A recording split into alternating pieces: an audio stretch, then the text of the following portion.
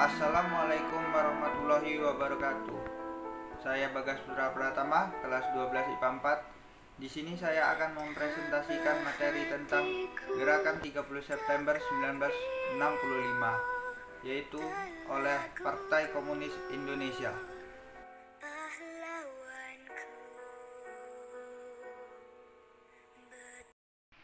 Telah 55 tahun peristiwa G30 September diperingati, sejak masa awal revolusi hingga reformasi. Peristiwa ini terjadi pada 30 September hingga 1 Oktober 1965 di Jakarta dan Yogyakarta. Sebanyak 6 perwira tinggi dan 1 perwira menengah TNI Angkatan Darat beserta beberapa orang lainnya dibunuh dalam upaya kudeta yang dianggap dilakukan Partai Komunis Indonesia. Berikut adalah kronologi peristiwa G30 SPKI beserta sejarah dan kisah singkat pasca kejadian tersebut. A. Sejarah singkat Gerakan 30 September. Gerakan 30 September merupakan gerakan kudeta yang dituding dilakukan Partai Komunis Indonesia di bawah pimpinan D.N. Aidit. Gerakan ini bertujuan untuk menggulingkan pemerintahan Presiden Soekarno dan mengubah Indonesia menjadi negara komunis.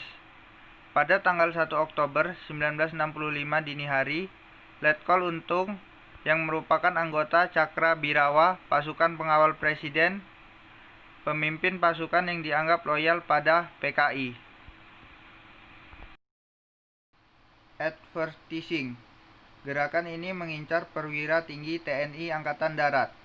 3 dari 6 orang yang menjadi target langsung dibunuh di kediamannya. Sedangkan lainnya diculik dan dibawa menuju lubang buaya. Jenazah mereka ditemukan selang beberapa hari kemudian. B. Pejabat yang menjadi korban. Keenam perwira tinggi TNI Angkatan Darat yang menjadi korban dalam peristiwa ini adalah 1. Letnan Jenderal Anumerta Ahmad Yani. 2. Mayor Jenderal Raden Sueprapto. 3. Mayor Jenderal Mas Tirto Darmo Haryono. 4. Mayor Jenderal Siswondo Parman. 5. Brigadir Jenderal Donald Ishak Panjaitan. 6. Brigadir Jenderal Sutoyo Siswo Diharjo. Sementara itu, Panglima TNI A.H. Nasution yang menjadi target utama berhasil meloloskan diri. Meski putrinya Ade Irma Nasution tewas tertembak dan ajudannya Letu Pien Andreas Tendean diculik dan ditembak di lubang buaya. Keenam jenderal di atas beserta Letu Pierre Tendean kemudian ditetapkan sebagai pahlawan revolusi sejak berlakunya Undang-Undang Nomor 20 Tahun 2009. Gelar ini juga diakui sebagai pahlawan nasional. Selain itu, 3 orang lainnya juga menjadi korban pembunuhan di Jakarta dan Yogyakarta adalah 1. Brigadir Polisi Ketua Karel Satsuit Tubun. 2. Kolonel Katamso Darmo Kusumo. 3. Letnan Kolonel Sugiono Mangun Wiyoto. C. Pasca kejadian. Setelah peristiwa Gerakan 30 September, Presiden Soekarno memerintahkan Mayor Jenderal Soeharto untuk membereskan semua unsur pemerintahan dari pengaruh PKI. PKI kemudian dinyatakan sebagai penggerak kudeta dan para tokohnya diburu dan ditangkap, termasuk D.N. Aidit yang sempat kabur ke Jawa Tengah. Anggota organisasi yang dianggap simpatisan atau terkait dengan PKI juga ditangkap. Organisasi-organisasi tersebut antara lain Lakra, CGMI, Pemuda Rakyat, Barisan Tani Indonesia, Gerakan Wanita Indonesia, dan lain-lain. Tak hanya oleh pemerintah dan militer, beberapa kelompok masyarakat juga menghancurkan markas PKI di berbagai daerah. Pada akhir 1965, diperkirakan sekitar 500.000 orang hingga 1 juta anggota dan pendukung PKI diduga menjadi korban pembunuhan. D. Diperingati Orba atau Orde Baru.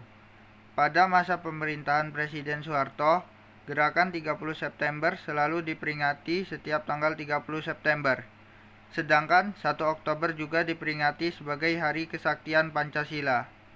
Untuk mengenang jasa ketujuh pahlawan revolusi yang gugur dalam peristiwa ini, Soeharto juga menggagas pembangunan Monumen Pancasila Sakti di Lubang Buaya, Jakarta Timur.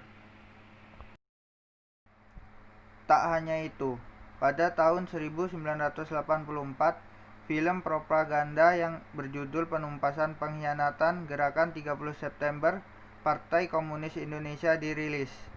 Film yang diproduksi oleh Pusat Produksi Film Negara dengan anggaran 800 juta rupiah ini menjadi tontonan wajib anak sekolah yang selalu ditayangkan di TVRI tiap tanggal 30 September malam.